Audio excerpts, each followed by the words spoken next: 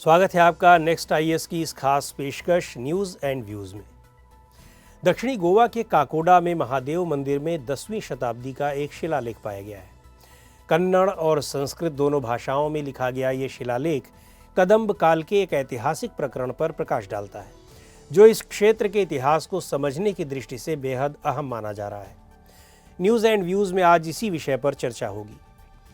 इस शिलालेख की खोज से हमें गोवा में कदम्ब काल की कुछ जानकारी मिलती है।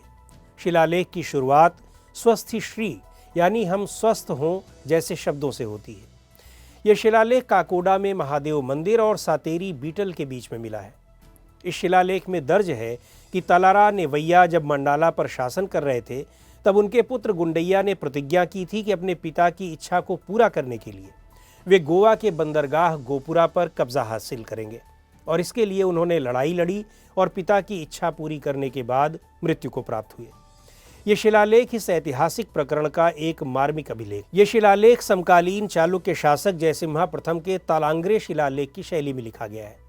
इस शिलालेख से हमें महत्वपूर्ण ऐतिहासिक और सामाजिक आर्थिक जानकारियां मिलती हैं।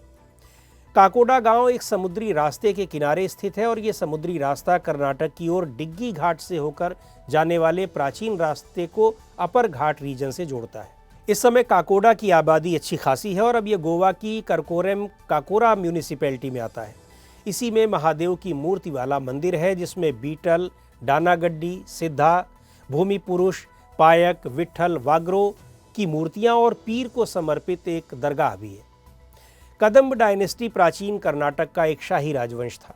इस राजवंश ने एक समय उत्तरी कर्नाटक और कोंकण इलाके पर राज किया था और इसकी स्थापना 345 ईस्वी में मयूर शर्मन ने की थी। कदम्बों के इतिहास की जानकारी तलंगुडा, गुंडानूर, चंद्रावल्ली, हलसी और हलमिडी जैसे शिलालेखों से मिलती है, जो कि संस्कृत और कन्नड़ भाषाओं में है। इसमें तलंगुडा शिलालेख से पता चलता है कि कदम्ब वंश के संस्थापक मयूर शर्मन थे, और इसी शिलालेख से हमें कदम्ब राजवंश की कहानी भी पता चलती है। कदम्ब शासकों की स्थापत्य शैली की बात करें तो उन्होंने अनूठी स्थापत्य शैली का प्रयोग किया, जिसमें कुछ यूनिक फीचर्स तो हैं ही, साथ ही चालुक्यों और पल्लवों की स्थापत्य शैली के साथ साथ सातवाहनों की स्थापत्य शैली से भी ये मेल खाती है। इनकी स्थापत्य शैली की सबसे बड़ी खासियत कदम्ब शिखर है। कई दशकों बाद इसी तरह के शिखर हम्पी के डोड्डा, गड्डावल्ली, होयसल और महाकुटा मंदिरों में देखने को मिले हैं। इसके बाद कदम्बों की इस वास्तुकला से चालुक्य होयसल शैली को भी फायदा मिला। उन्होंने बनवासी में भगवान शिव के मधुकेश्वर मंदिर का निर्माण कराया।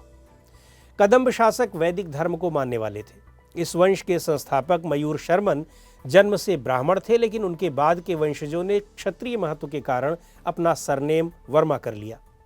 कृष्णवर्मन जैसे कई कदम्ब शासकों ने अश्वमेध यज्ञ का भी आयोजन कराया।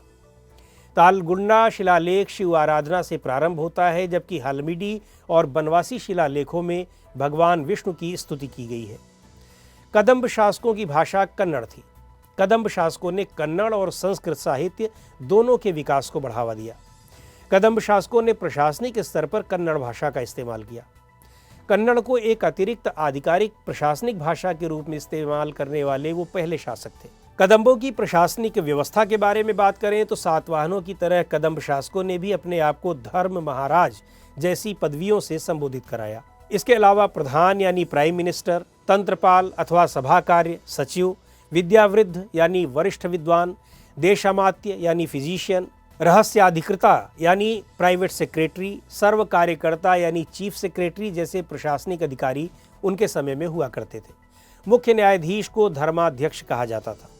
सेना में जगदल, दंडनायक और सेनापति जैसे अधिकारियों का वर्णन मिलता है। पूरे साम्राज्य को राज्यों में बांटा गया था, जिन्हें मंडल अथवा देश कहते थे।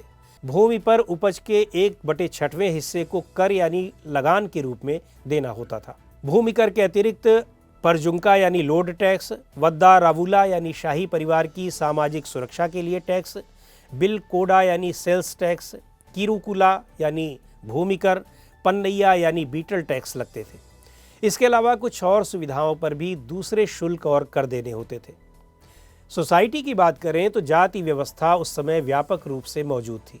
वर्ण व्यवस्था के मुताबिक यहाँ भी ब्राह्मणों और क्षत्रियों का स्थान शीर्ष पर था। कन्नड़ और संस्कृत भाषा में काकोडा से मिला ये शिलालेख 10वीं शताब्दी के दौरान क्षेत्र की भाषाई विविधता को दर्शाता है।